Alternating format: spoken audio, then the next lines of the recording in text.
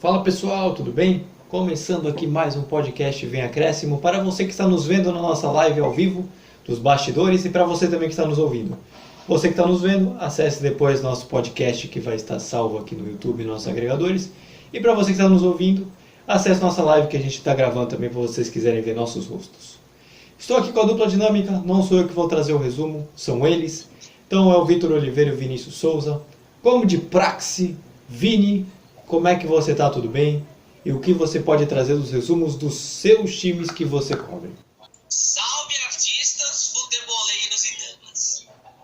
Eu não estou bem, mas pela madrugada. Santos me decepcionando 2 vezes, né? Porque perdeu o Atlético Paranaense na Copa do Brasil e no Brasileirão. Mas o que me salva são as contratações do Santos. Isso me salva. O que dizer também do Corinthians? Contratou o Roger Guedes, contratou o William, logo hoje que a gente está gravando esse podcast maravilhoso. E da vitória corintiana para cima do Grêmio, que está em crise. Ouvi dizer que teve jogador que saiu brigado com o clube, né? Rescindiu o contrato de caramba. Mas agora eu vou passar para o outro, que é o setorista, nosso exímio ex-torcedor do Barcelona, né? Já que ele está gravando com a camisa do Barcelona, né? Só para mostrar pro público aqui. Fala aí, Vitão.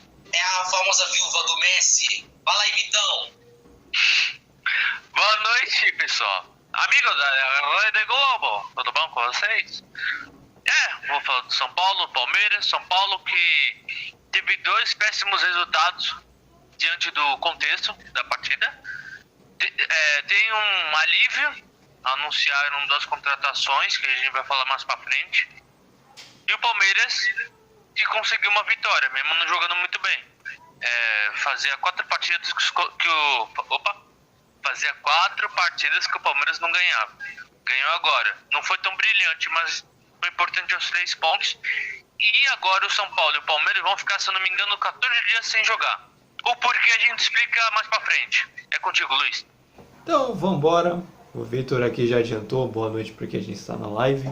Vini entregou mesmo, falou que é viúva do Barcelona, só porque simplesmente está com a camisa do Messi, mas tudo bem, a gente entende. Mas vamos lá, vamos começar aqui. Vini, vem comigo, vamos falar de Corinthians, vamos falar de Timão, que tem coisa boa para falar também. A gente vai colocar agora o áudio do Silvinho, para você que está na live, escuta depois o que a gente colocou sobre, mas vamos começar aqui falando do Corinthians. Uma análise geral do jogo, sendo rápido, já o disse, não foi um bom primeiro tempo, ao contrário, nós sofremos muito na nossa saída de jogo, sofremos uma pressão adversária bem feita, nós tivemos muita dificuldade, essa bola sempre saía com um atraso um pouco difícil, uma bola sempre mastigada, isso prejudicou as nossas ações mais técnicas de construção. Um segundo tempo melhor, um segundo tempo mais bem postado, melhor, nós corrigimos essa situação de construção do meio campo, nós limpamos um pouco mais ali aquela área de conflito, abrimos mais os nossos meio-campistas para fazer a jogada mais por fora, dando amplitude em lateral, mas enfim, ajudou sim. Depois as substituições, o grupo precisa e é importante isso, e eles entenderam, as substituições têm potencializado também quando o atleta precisa ser substituído por uma questão já física ou por desgaste. Então você que está nos ouvindo já escutou o áudio do Silvinho falando a respeito do último jogo do Corinthians que ganhou do Grêmio. E Vini, antes de falar das contratações da semana, que tudo pode acontecer, fale como foi a semana corintiana. Ai, Luiz, que semana que o Corinthians está vivendo. Bom, para todo mundo que está vendo e ouvindo o nosso podcast, é o seguinte, a gente está gravando na segunda-feira. É hoje que se encerram as janelas de transferências para o exterior. Agora, a partir do momento, um jogador ido para qualquer lugar do estado do Brasil, em qualquer clube, entendeu? Agora não pode mais sair do país. Mas o Corinthians só fez contratações de peso. Já chegou Juliano e Renato Augusto. Esses 2 já estrearam. Agora o Corinthians contratou o goleiro Carlos Miguel, um goleiro de 2,5 metros de altura para ser reserva do Cássio e do Matheus Donelli. ou quem sabe ser reserva até do Guilherme Pezão e também do Kaique França, né? Aí você vê, os caras têm quase 25 anos nas costas e estão sendo reservas do Cássio, hein? Olha isso. Mas o Corinthians na última sexta anunciou o Roger Guedes para a alegria da nação corintiana. Ele já está liberado para jogar, ele pode até estrear contra o Juventude, que é na próxima rodada. E também hoje chegou aquele famoso dia onde o Corinthians finalmente acabou com a novela, acabou com todas as expectativas. Anunciou o William na live da página do Corinthians. Mas, se a gente for falar de contratações, maravilha, tudo lindo, maravilhoso, tudo show. Mas se a gente for ver em campo, o Corinthians tá animal, amigo. O que tá acontecendo com esse Corinthians? Bom, o Corinthians pegou o Grêmio na zona de rebaixamento. Situação nada fácil pro Grêmio, né? Mas foi um jogo ruim no primeiro tempo. Confesso que foi ruim de ver. Teve chance as duas equipes, mas nada aconteceu de perigo, né? O Grêmio tava assim, preciso fazer gol, não sei o que, mas finalizava mal. Tinha um jogador que tava estreando, que era o Campas, que veio do Tolima, e o cara não fez nada. Engraçado, Tolima, Corinthians, era pra ele ter feito alguma coisa, mas não fez, vai. Esquece! Aí começou o segundo tempo, continuou a mesma coisa, Jeová.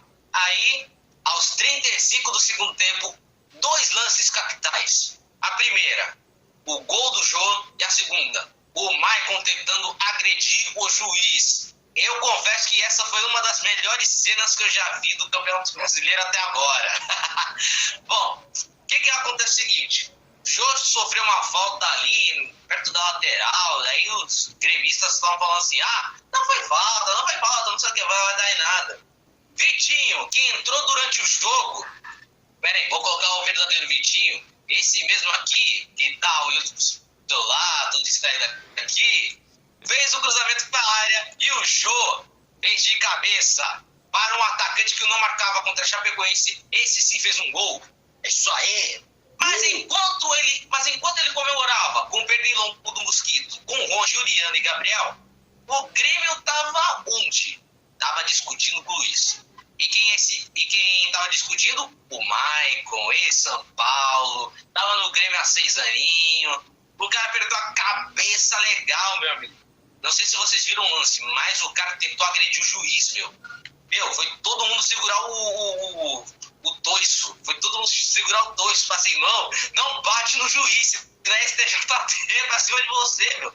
Aí ele foi expulso. O juiz tentou dar uma chance para ele no amarelinho, mas ele tomou vermelho. Mas hoje saiu a notícia que ele rescindiu um contrato com o Grêmio, mas foi por causa de... Mas a gente entende que foi por causa disso, porque o cara perdeu a cabeça. Não foi a primeira ou a segunda, e sim, durante sua passagem com o Grêmio, vestindo a camisa do Grêmio, ele perdeu a cabeça inúmeras vezes, né? Aí, isso é história para gremista Maicon aí.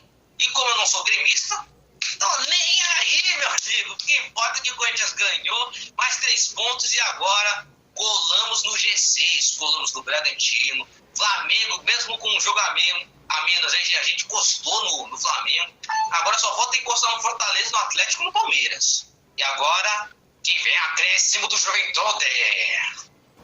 Então, eu queria até falar um pouco disso, porque o Corinthians também, além dos bons resultados, trouxe um jogador de peso e que tem tudo para ser o grande jogador até do próprio Campeonato Brasileiro, que foi o William, jogador de sucesso na Premier League, o principal brasileiro em vários números, em números somente contando brasileiros, campeão com o Chelsea, teve seus momentos de glória com o Chelsea, e agora rescindiu o contrato com o Arsenal, que saiu do Chelsea, foi para o Arsenal, não jogou no Arsenal, o técnico não colocava, rompeu com o Arsenal, contrato, e chega ao Corinthians sem qualquer valor de transferência.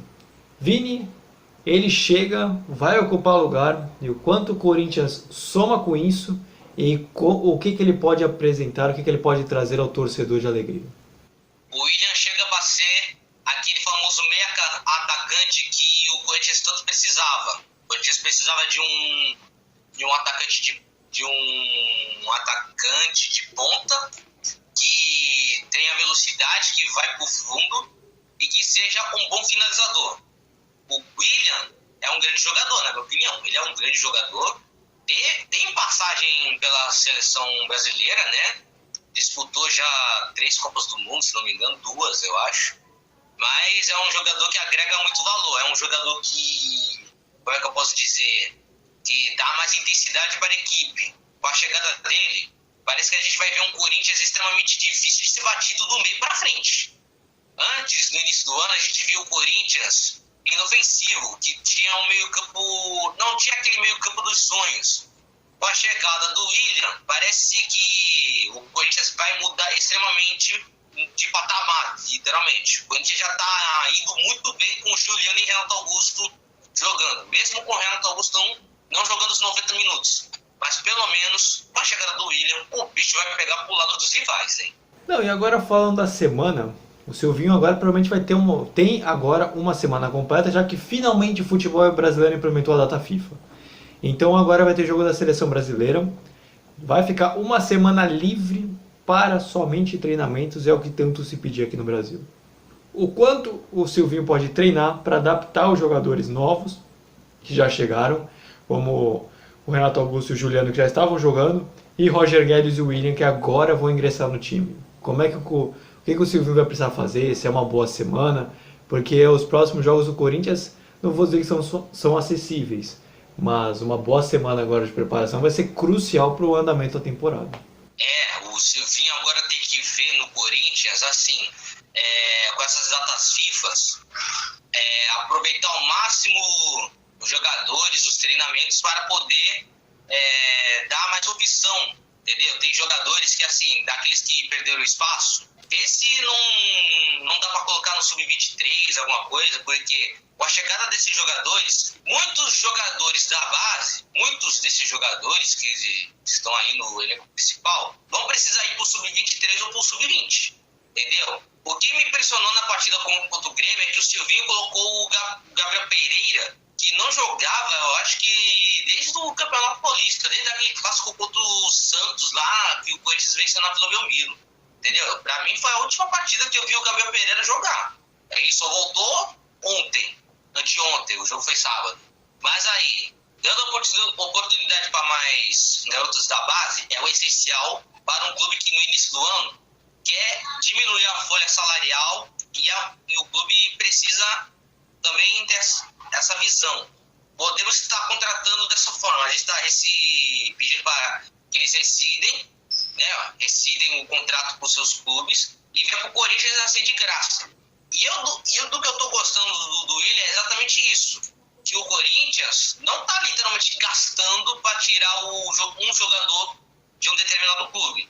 O jogador está rescindindo o contrato com o clube para depois assinar livremente, sem precisar gastar nada. Foi do que aconteceu com o Renato Augusto, Juliano, Roger Guedes e o que está acontecendo com o Willian. E é uma postura que todo mundo queria ter, né? Por um clube que se vê sem o financeiro, sem o caixa em dia, né? Só buscando patrocínio, o essencial é não gastar nada.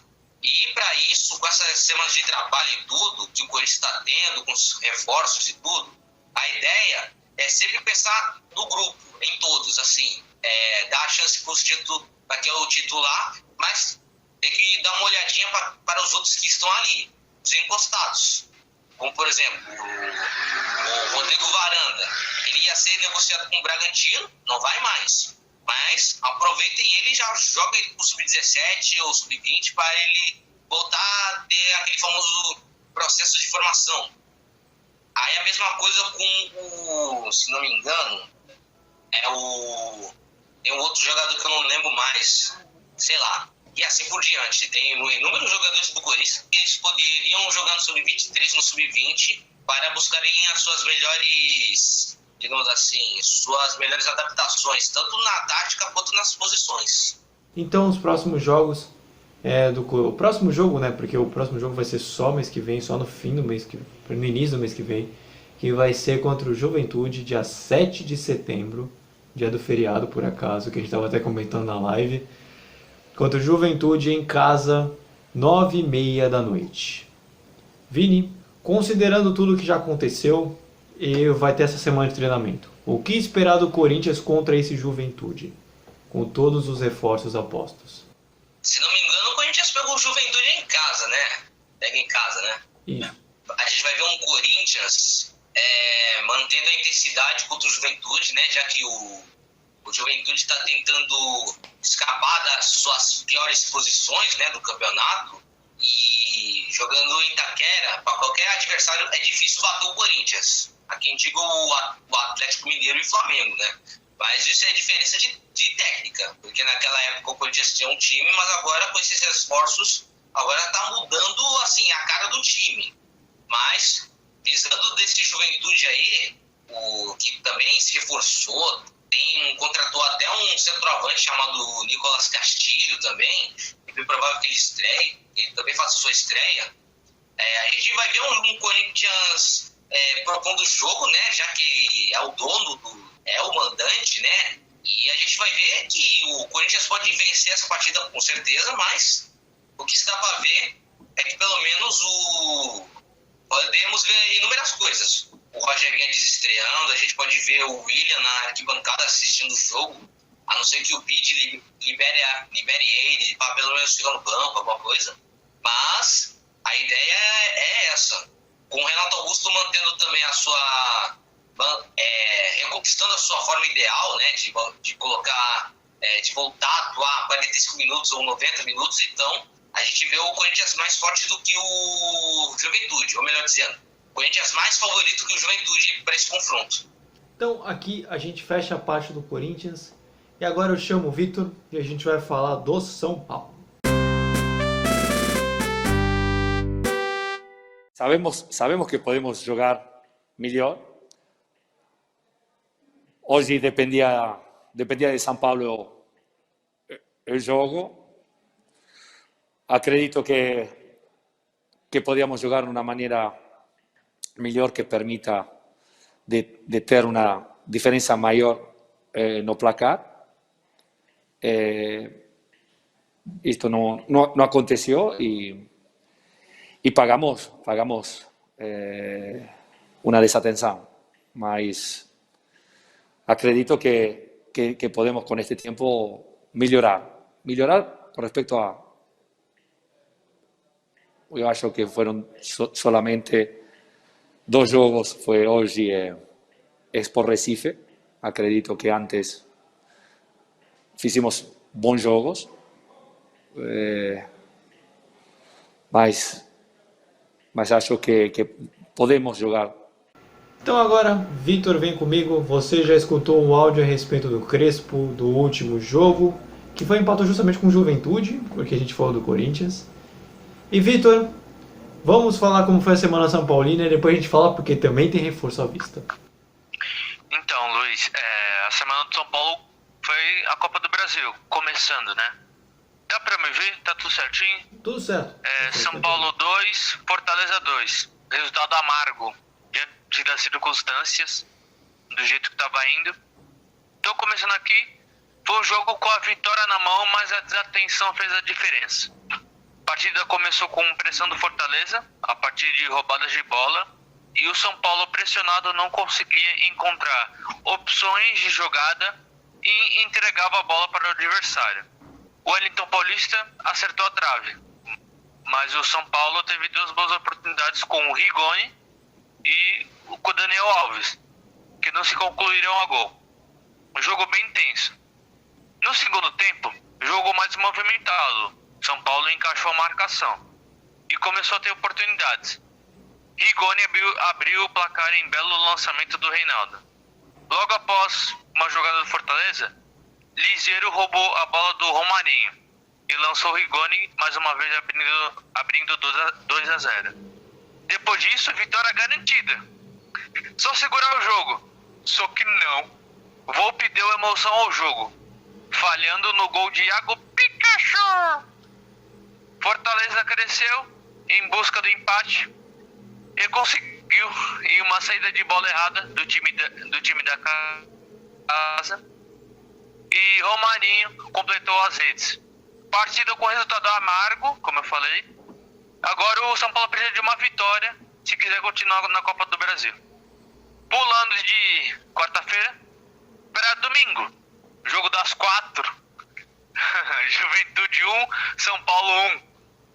Meu resumo ficou muito pequeno porque foi um jogo sem graça, sem emoção. Começando aqui, partida fraca, só isso a dizer. Primeiro tempo foi truncado, sem emoções. Equipes com o mesmo esquema e muito travado no meio de campo. Os times até chegaram com o Matheus Jesus em chute de fora da área, o Castilho de cobrança, esse foi, e Michel Macedo em uma jogada. Já o São Paulo com Rigoni e Luciano, os principais atacantes do time no momento, mas poucos assustaram. Na segunda etapa, o São Paulo voltou melhor. Encaixou a marcação, só que o enredo mostrava um placar zerado. Dava tudo errado. O São Paulo recuperava a bola e não dava em nada. Juventude recuperava a bola e não dava em nada também. Apesar da polêmica do VAR, novamente, no final do jogo, pênalti que o Reinaldo foi e cobrou. Muito bem. Fez mais um. Só que o time relaxa e não consegue segurar a vantagem. E uma cobrança de falta, Ricardo Bueno aproveitou o cochilo da defesa e empatou a partida. Resumindo, empate bom para o Juventude. Eu coloquei aqui no meu resumo Juventus, devido às circunstâncias, e péssimo para o São Paulo, que reviveu a noite da Copa do Brasil. Muito bom, muito legal. Gostei desse teu final falando que reviveu a noite da Copa do Brasil, porque não deixou de ser verdade. Empatou no fim do jogo, é maldade. Aquele golpe de misericórdia que o torcedor do time local gosta e o adversário odeia, né? Que foi o que aconteceu com o São Paulo 2 vezes na semana. Mas assim, falando de positividade, dessa forma, o São Paulo conseguiu anunciar o Gabriel Neves, pegou um empréstimo com valor fixado e finalmente, acho que depois de 550 milhões de chances, trouxe o Caleri de volta.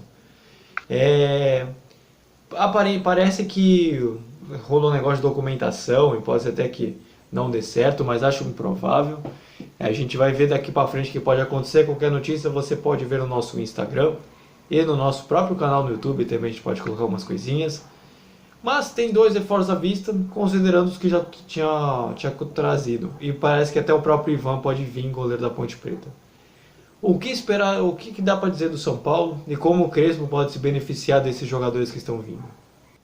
São jogadores importantíssimos. Vendo a posição dos dois, são 2 carências que o elenco tem. O Caleri é o centroavante, está precisando. O Gabriel Neves pode jogar de primeiro ou segundo volante, na contenção. Mas vendo no geral, foi tarde. Nesse sentido, nos acréscimos, estão anunciando eles, nos acréscimos, porque a janela fecha hoje, meia-noite. Nossa, aí tem que ter essas emoções ainda. O Neves já foi anunciado, tanto que nevou lá em São Paulo. E o Caleri tá acertado, só falta assinar, mas pelo visto já tá assinado. Eu tô vendo aqui, acompanhando para ver se sai alguma novidade, se o São Paulo mesmo, a plataforma oficial vai anunciar, aí tudo bem, a gente confia. Mas creio que vão ser importantíssimos pro São Paulo. Depois dessa partida do Juventude, o São Paulo vai ficar 2 semanas sem jogar, por causa da convocação do Daniel Alves e do Miranda. Vai recuperar os jogadores, vai ter tempo para descansar os jogadores e vai aproveitar esses 2 reforços que estão chegando para na verdade, se entrosar. E eles vão ser muito importantes. Os 2 são bons jogadores. O Caleri pela história, digamos assim, que ele rápida passagem pelo São Paulo, e o Gabriel Neves por ser o meio-campista bom de bola. Uma promessa uruguaia, 24 anos. E a gente se baseia por enquanto em vídeos dele. Mas é um cara que com 24 anos é experiente por jogar Libertadores, Campeonato Uruguaio, tudo. Então, a gente vê muito esses detalhes. Agora vamos ver como é que ele vai ficar no campo. Não, o São Paulo também agora, fazendo uma pergunta parecida que eu fiz pro Vinícius, quando a gente falou do Corinthians. o São Paulo também vai ter a semana livre também para poder aproveitar. E no caso do São Paulo, não digo nem entrosar os jogadores, eu digo até mesmo para recuperar o elenco, porque a gente já comenta aqui já faz algum tempo das lesões que o São Paulo tem na temporada. Então, além de recuperar os jogadores também, que você pode até comentar, o Crespo também vai ter uma semana, entre aspas, tranquila, em que vai poder colocar algumas coisas em ordem, né? Principalmente, Luiz, na questão dos entrosados foi aquilo que eu falei só do Gabriel Neves e do Caleri. Só para o ambiente, tudo, aquela coisa. Ter 2 semanas para treinar com eles, porque essa vai ser uma pausa enorme. A última que o São Paulo fez foi em abril. Foi em abril, que ainda tava a pandemia, ainda tava, né, assim. Ainda continua, mas naquele tempo tava rolando o campeonato, só que aí parou. Se eu não me engano, o último jogo do São Paulo, antes dessa parada, foi contra o Novo Horizontino. A derrota por 2-1. Aí dali, desse jogo, o São Paulo parou, aí depois voltou. Enfim, vai ser importante, realmente. Porque o São Paulo tem sofrido muitos gols de bola parada. E o São Paulo tem que se ficar ligado. Então, ele vai ter o tempo para ajeitar a casa. E vai ser bem importante isso. Não, agora pra gente fechar aqui a parte do São Paulo, vamos falar dos próximos jogos que o São Paulo enfrenta. Vai demorar, vai. Só dia 12 de setembro. Mas é o próximo jogo do São Paulo, que vai ser contra o Fluminense no domingo, fora de casa, às 4 horas. Então, Vitor, considerando tudo, São Paulo recupera alguns jogadores, o elenco se entrosa mais ainda do que vai ser, porque vai ter quase 2 semanas. O que esperar então no São Paulo contra o Fluminense lá na frente? O jogo é difícil, Luiz. Vai ser o primeiro jogo do retorno e o São Paulo vai ter que buscar os pontos perdidos, né? Porque começou muito mal o primeiro turno. Cabe lembrar, né? O São Paulo só foi ganhar a primeira partida na 10ª rodada. Na 10ª rodada. Então o São Paulo, se ele quiser ter uma história diferente nesse segundo turno, vai ter que começar a ver o que ele fez de errado no primeiro turno e consertar no segundo, para não ter esse risco de rebaixamento.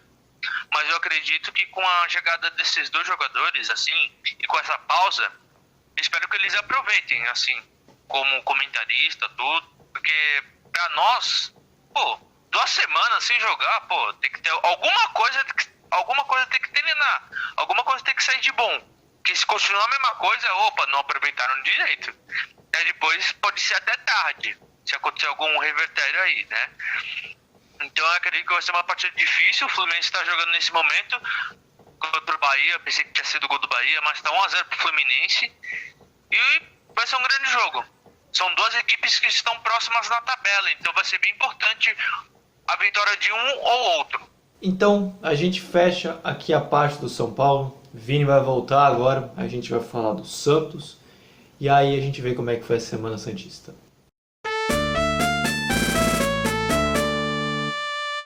Questionável, que o VAR chamou.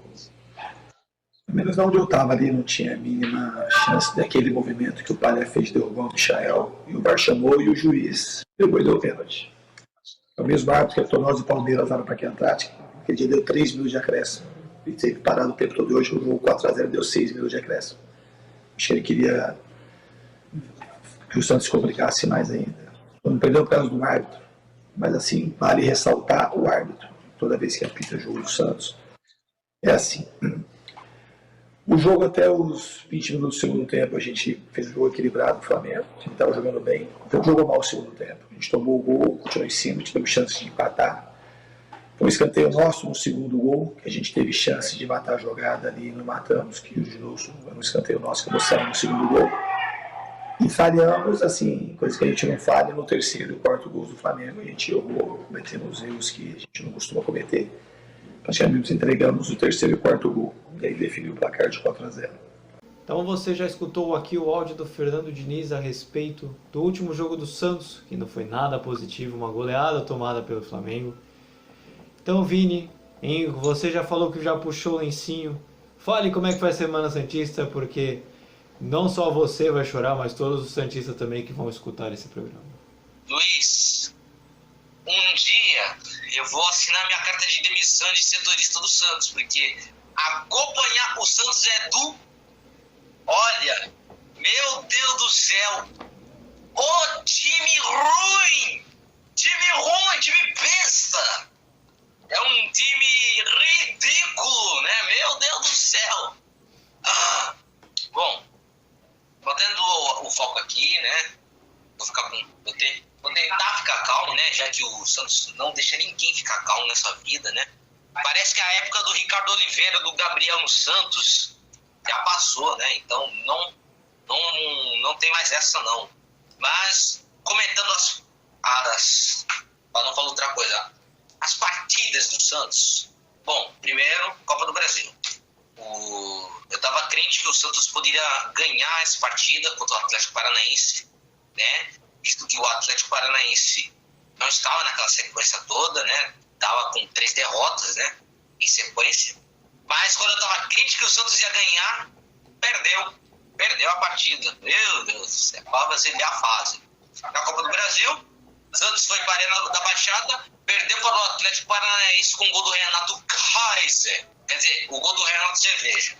Bom, e nada mais aconteceu. Mas agora, depois desse jogo, Brasileirão, Santos e Flamengo na Vila Belmiro. Ai, difícil agora falar nesse momento. Difícil. Porque, galera, o Santos havia perdido, né, gente? Havia perdido, cara. Já o Flamengo, que pegou o Grêmio na quarta-feira, meteu logo 4 no segundo tempo. De uma vez, meteu 4. Fez o Grêmio e o Santos ficarem de 4 nas 2 partidas. Mas, fazer o quê? Detalhes à parte.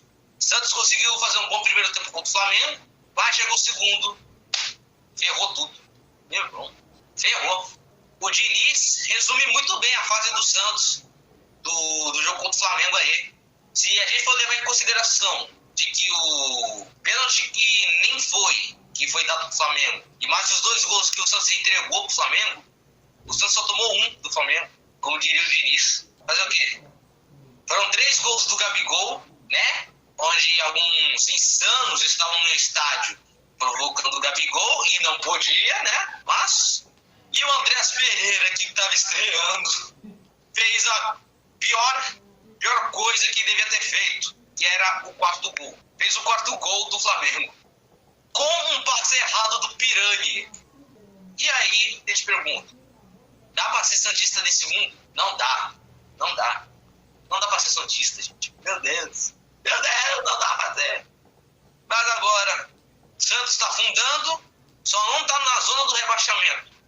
Porque não está no mesmo patamar do que os outros, né? Não tá aqui no São Paulo, por exemplo. Mas, agora, meu Deus do céu. 4ª derrota seguida do Santos, se não me falha a memória. Se contar o quê? Que empatou um jogo lá e cá e perdeu outras 2 aí. Mas, Santos perdeu as 2 partidas e agora é só dizer alguma coisa. Que nada poderá me abalar, que nada poderá me derrotar. Se tem uma coisa que me salva dessa terra, é Jesus. Contigo, Luiz. Então, vamos falar dos próximos jogadores que estão chegando, né? O Santos anunciou o Emiliano Velasquez, zagueiro. Já tinha anunciado ao longo da semana o Jandrei também, goleiro. Zagueiro, o Emiliano Velasquez e o Jandrei, goleiro. E anunciou oficialmente o Tardelli e o Augusto. E o Augusto, que veio do Real Madrid, que passou pela base do São Paulo. O Galvão. É, Augusto Galvão, obrigado, esqueci do sobrenome dele. De certa forma, os reforços podem dar um up nesse time do Santos, que não vem em boa fase. Luiz, tá difícil. A fase do Santos é essa.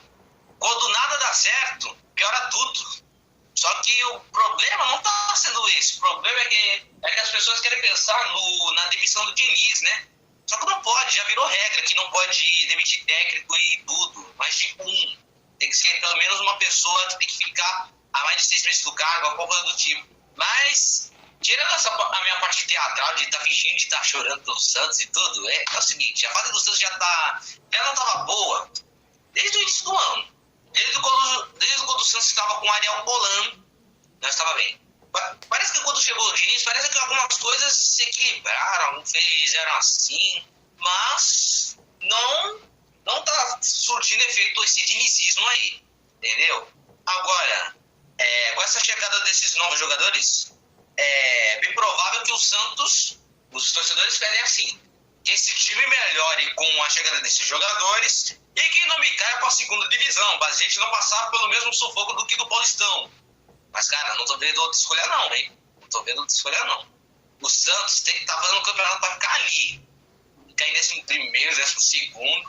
O Santos, a meta é essa, ficar aí. Porque para disputar algo, para disputar Libertadores ou para disputar a segunda divisão, é melhor ficar no meio da tabela, porque aí é o seu mapa de calor. Ali é onde o fogo arde, entendeu? Porque, olha, com a chegada do Tardelli, do Galvão e mais do... Qual é o outro que chegou aí? O Velasquez. O Emiliano Velasquez, isso. Tava esquecendo de outro Uruguai, mas enfim. Com a chegada desses jogadores, é bem provável que o Diniz vai colocar o Pirani no banco, né? E que pelo menos o Diniz mude a tática e não fica assistindo na mesma coisa. Porque ele, como técnico profissional, ele não pode ficar dependendo dessa mesma tática sempre. Tem que ter alguma variação de esquema. Então, é justamente sobre isso que você falou, do Diniz, esse problema do Santos. É saber se essa semana vai ser uma semana de administração de crise. Porque o Santos vai jogar, depois a gente vai falar um pouco melhor, vai jogar dia 4, no início do mês. Mas vai ter praticamente essa primeira semana livre. Essa semana toda, praticamente. Isso é ótimo para administrar essa crise? Ou de repente, se for fazer para agir alguma coisa, tem que agir agora, para de repente depois não dar problema? Porque muitos torcedores pedem a demissão do Diniz, que foi o que você falou, só que a diretoria ainda dá respaldo ao treinador. Então, o que você espera dessa semana tumultuada, turbulenta no Santos? Que o Santos precisa dar uma resposta para ontem, né? E os torcedores santistas têm que pensar nessa seguinte forma. Que o Diniz ele pode estar comandando o Santos desde a primeira rodada do Brasileirão. Isso não tem dúvida. Só que aí a gente não pode ficar pensando que assim, em menos de 3 meses de cargo, 5 meses, ele não presta mais. Não pode. Com essa regra aí do Brasileirão que não pode mais ficar trocando técnico um atrás do outro, isso extrapolou na temporada passada, entendeu? Mas no caso do Santos, eles não estão vendo assim, um bom técnico para ver quem vai comandar essa equipe do Santos. Se sair o Diniz, aí quem tem que entrar é o Marcelo Fernandes, que já está lá na equipe, que já está auxiliar do Santos já faz um tempão aí. Só que aí, a próxima temporada tem que ver um Dorival Júnior por aí, mas para essa temporada não dá tanto assim. Com os reforços é possível sim que o Santos fique por ali naquelas posições da classificação mesmo. Agora, se virar rotina, o Santos perder e os rivais que estão atrás dele começarem a avançar com tudo, aí, meu irmão, aí quando começa a ganhar, aí você vê que não tem mais tempo, entendeu? O bagulho tem que ser feito de última hora. Tipo, tem que vencer a partida, só que a gente já quer esses pontos já, entendeu? Todo mundo apostava que o Corinthians já tá nessa situação, mas a gente já tá vendo que é o Santos que tá vivendo essa situação, né? Entendeu? É inacreditável que o mundo dá voltas. Quando a gente pensa que é uma coisa, a gente vê que é outra. Ou será que aquela famosinha frase dos únicos sócios na Série A já estão se esgotando, já tá caindo todo mundo? Entendeu? Só falta o Santos, infelizmente, cair de divisão por conta de algumas coisas absurdas que aconteceram nessa temporada. Então, para fechar, vamos falar aqui do Cuiabá, que é o... Opa, mutei, estava me mutado. Agora foi, agora voltou. Agora foi, agora voltou. Vamos falar aqui dos próximos jogos que o Santos enfrenta no Cuiabá, dia 4, sábado, fora de casa às 9 horas. Então o Santos vai ter essa semana livre, você já comentou. E agora, com esses novos jogadores que o Diniz talvez possa colocar, porque o da posição ainda depende de documentação, o que esperar do Santos contra o Cuiabá, fora de casa? É possível que o Santos, pelo amor de Deus, é preciso que o Santos vença essa partida. É imprescindível o Santos vencer o Cuiabá, porque Se a gente for ver entre Cuiabá e Santos, a gente tá vendo assim, que pode até terminar no empate. Mas se a gente for ver a força do Santos no momento, é possível sim que o Santos possa vencer o Cuiabá, entendeu? Mesmo que o jogo seja na Vila Belmiro ou na Arena Pantanal, tanto faz, que, cara, não é possível que o Santos, assim, de uma hora para outra, fica com esse mesmo pensamento de, vamos perder, a gente tá sem jogador e tudo. Não. O Santos precisa mudar esquema, precisa mudar postura, não ficar na mesma tática e também buscar o máximo que for o gol. Essa é a característica do Santos, é sempre buscar a finalizar, fazer gols. Não é à toa que a equipe é uma das melhores do mundo, né? Tem quase 13 mil gols aí, mas do jeito que tá o desempenho, é imprescindível que o Santos melhore na partida contra o Cuiabá e principalmente contra o Atlético Paranaense, que é nessa partida onde o Santos precisa fazer pelo menos 2 gols para se classificar para as semifinais da Copa do Brasil. Então, vai encerrar do Santos é simplesmente isso, que o Santos tem que ter um outro desempenho e uma outra cara. E também que, pelo amor de Deus, Marinho, volta para essa equipe, pelo amor de Deus! Então, a gente fecha aqui a parte do Santos e agora a gente vai para o último e não menos importante time. Chama o Vitor e a gente vai falar do Palmeiras.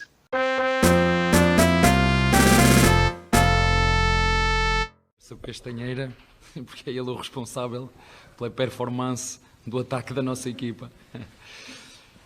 Não, olha, para desmistificar aqui as coisas, só para quem está lá em casa nos ouvirem, que eu até já estava com saudades, já há tanto tempo que não vinha aqui. No último jogo fiquei de fora, fui castigado por coisas que ninguém sabe aquilo que eu disse, mas fui castigado por isso e fui castigado por protestos, quando eu só protestei só depois de ter sido expulso. Mas vou relembrar o Castanheira que nós somos o segundo melhor ataque da Libertadores e somos neste momento o segundo melhor ataque do Brasileirão. Agora vou também falar com ele, que ele sabe que nós durante a semana não há dia nenhum que a gente não trabalhe a finalização e vamos continuar a trabalhar, que é para melhorar os nossos índices, para em vez de ser o segundo melhor ataque da Libertadores. Então você já escutou aqui o áudio do Abel Ferreira a respeito do último jogo do Palmeiras. E Vitor, vamos falar agora do Verdão, que a gente até comentou na live, fez aniversário semana passada, essas coisas. O que dá pra falar do Palmeiras nessa última semana? O Palmeiras só teve um jogo, de sábado à noite, contra o Atlético Paranaense. Meio da semana foi Copa do Brasil, o Palmeiras não tá mais nessa competição. Então, meu resuminho de sempre, partida difícil, nem muito brilhante, mas o importante é os 3 pontos. Primeiro tempo agitado, que começou com gol de Luan, quem diria? Nunca critiquei. Em cobrança de escanteio de Rafael Veiga. Após isso, o Palmeiras teve oportunidades, mas não concluiu direito. Bissoli levou perigo, mas o gol foi anulado porque acharam um toque no braço do Terence. Segundo tempo, com desvantagem no placar, o Atlético foi para cima, se aproveitando dos erros do Palmeiras. Bissoli empatou em um bonito chute de fora da área. Só que para comemorar o empate foi em pouco tempo. Logo em seguida, em uma escapada, Daverson achou um bonito passe por Rony e a lei do ex prevaleceu naquele confronto. Resumindo, vitória tranquila não, pô. Vitória sofrida, tecnicamente muito ruim, mas a liderança ficou mais próxima, Palmeiras. Então você que está escutando deve estar um barulho muito forte, porque está chovendo tudo aqui, está levando quase tudo aqui do lado. Não, brincadeira. Dá para só escutar o barulho de fundo. Mas agora a gente quer falar dessa semana livre, assim como falei de todos os times também. Palmeiras é o time que tem um bom elenco, a gente depois vai falar se possível de reforço ou não. Mas vai focar agora tanto em Libertadores quanto no Brasileiro, né? Já que na Copa do Brasil não está mais, o Palmeiras está disputando a liderança do Brasileiro. E se acha que agora é uma boa semana para concentrar para os jogos, né? Pro Abel, que ficou meio instável, agora focar para voltar com tudo, né? E mostrar a força que o Palmeiras tem e teve nos últimos anos, né? Com certeza, Luiz. Essa parada vai ajudar muitos times. Nem todos, porque não cederam jogadores para a seleção brasileira, mas para outros necessitados. São Paulo e, no caso, também Palmeiras. E ainda entra o Atlético Mineiro e o Flamengo nessa lista. Eles nem precisam, porque, né, tão bem. Mas são jogadores, não são robôs. E o Abel vai aproveitar bastante. O Palmeiras já vinha, na verdade. Não o que foi vendido. Caraca, não o que foi vendido. Mas o que vinha fazendo semanas livres. Então, eu acredito que agora, com os reforços, que essa semana foi o Palmeiras, não, foi o São Paulo, Corinthians e Santos que anunciaram os reforços. O Palmeiras anunciou todo mundo antes, na verdade. Foi o Jorge e o Piqueires. Eu acredito que com eles dois também, se eu posso entrar nessa parte, eles vão também se entrosar mais com o elenco, porque eles se foram apresentados e já jogaram, nem tiveram tempo para treinar direito. Então eu creio que o Abel tem que consertar bastante coisa no Palmeiras. Não bastante, assim, não vou ser muito rígido, mas nessa última partida o Palmeiras não foi muito bem, não, apesar da vitória. E essa vitória, antes, o Palmeiras ficou, acho que, se eu não me engano, 4 jogos sem vitória. Então tem certas coisas que tem que arrumar, tudo. E o que aconteceu com o Luiz Adriano? De titular, protagonista na Libertadores 2020 para ser reserva do Daverson. O Daverson também é um bom jogador, tudo mais. O que aconteceu com o Luiz Adriano? Isso que eu me pergunto. Essa é uma pergunta que a gente faz também, né? Caiu muito de nível, muitos palmeirenses criticando. A gente acredita que foi falta de rendimento mesmo. O Daverson também nunca foi um primor técnico também, né? E é justamente o que eu queria falar com você sobre o jogador, né? Todos os outros times que a gente comentou até agora trouxeram um certo pacote, assim, né, de jogadores. O São Paulo foi o menos, que foi 2. E ainda assim teve bastante jogadores, ainda assim são jogadores bons, importantes. O Palmeiras, ele precisa talvez olhar futuramente para o mercado, assim como já olhou há algum tempo, talvez investir com mais, não vou dizer destreza, porque muita gente reclama que o Palmeiras gastou muito mal esses últimos tempos. Mas a gente falou de todos os outros trazendo jogadores. Será que o Palmeiras futuramente vai precisar trazer alguém? Uma posição que eu vejo muito faltando é centroavante. Mas será que de repente o Palmeiras está necessitado mesmo? Eu acredito que o Palmeiras ele continua de olho ainda nas oportunidades. É que tá difícil, assim. Aquela questão de pandemia, tudo. Os públicos, né, no plural, vão voltar dia 1º de novembro. Vamos ver se a partir daí começa a entrar uma renda, né, na questão dos ingressos, tudo, para ver se dá uma melhorada. Mas, assim, do Palmeiras, o Palmeiras é aquilo, tem um grande elenco, tudo. Tem mais de 2 opções para a mesma posição, na verdade. Centroavante, Daverson, Luiz Adriano, William, eu posso dizer. E às vezes tem o Rony, que quebra um galho. Muitas opções, e ainda mais com a volta do Dudu ainda. Então eu acredito que, no momento, o Palmeiras não é que não precisa de reforços, é que seria mais para reposição, qualquer coisa. Quando eles fizeram com o Vinha, foi correto. Ele era titular da equipe, saiu, o Palmeiras já contratou 2 logo de uma vez, porque o Vitor Luiz não estava agradando muito. Então se o Palmeiras continuar assim, não cometendo os erros que fez antes, como você mencionou, que eles estavam contratando errado, se contrataram uma enxurrada de jogador, só que de 10 só sobraram 5, 4 que estão sendo utilizados, o resto foi tudo emprestado. Então o Palmeiras, ele, pelo que eu tô vendo, com essa mudança, ele tá acertando. Então, pra gente não se alongar muito também, vamos falar do próximo jogo do Palmeiras, que também tem bastante tempo, tem tempo para acontecer, vai ser só dia 11 de setembro, contra o Flamengo. Esse é um jogaço, esse é um jogo que realmente vai valer a pena acompanhar.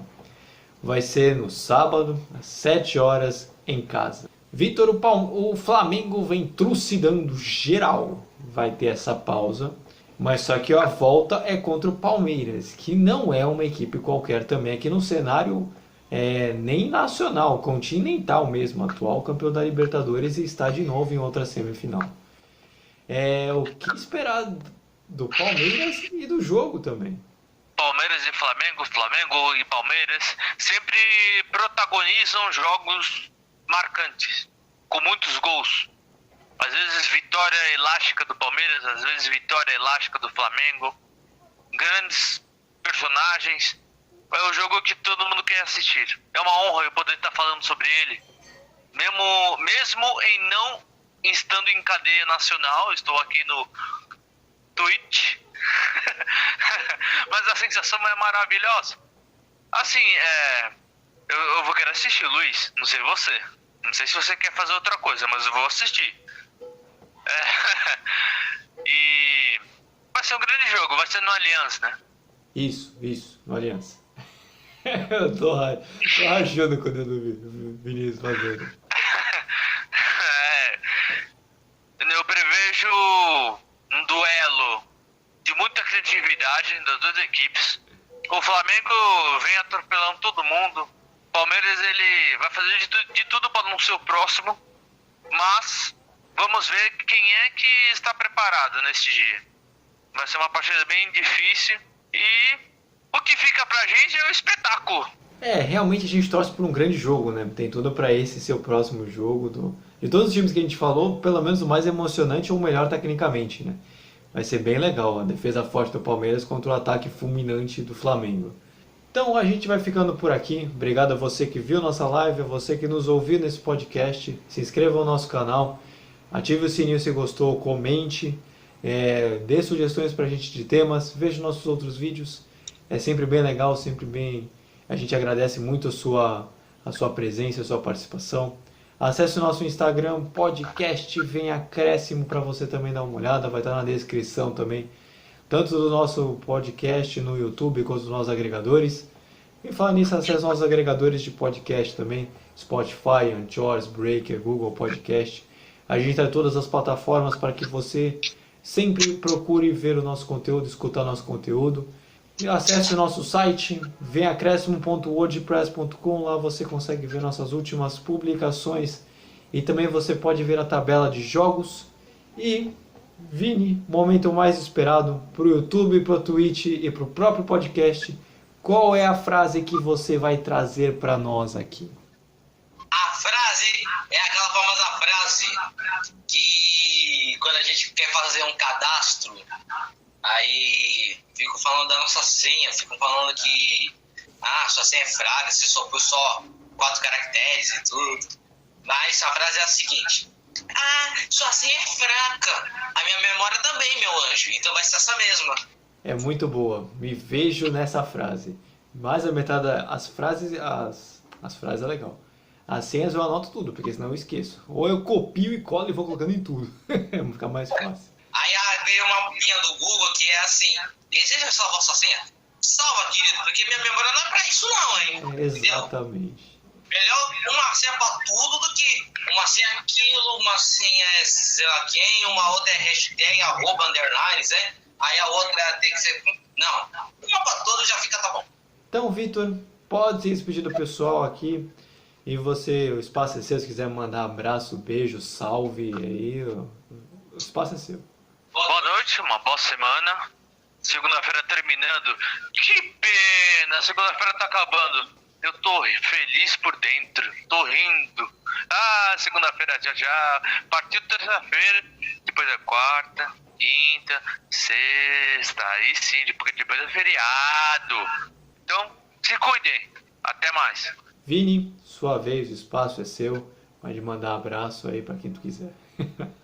Bom, meus queridos, minhas queridas, encerrando mais um podcast.